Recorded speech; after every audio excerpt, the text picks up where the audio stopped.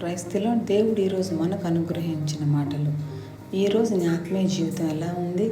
వివాహ ఆర్థిక సమస్యలతో, కుటుంబ సమస్యలతో, వ్యాపారంలో అభివృద్ధి లేదని ఇలా అనేక రకాల సమస్యలతో సతమతం అవుతున్నావా?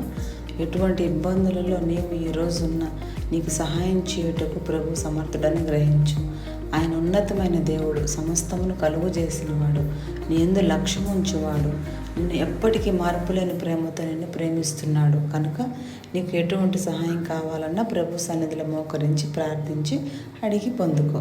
నీ బంధువులు, స్నేహితులు ఎవరు నిన్ను దూరం పెట్టినా ఆయన మాత్రం నేను ఎల్లవేళలా తోడుగా ఉంటాడని మర్చిపోకు.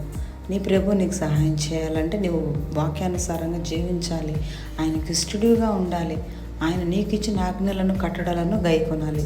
ఈ విధంగా నీవు చేయగలిగితే ప్రభు సహాయం నీకు ఎప్పటికీ ఉంటుంది.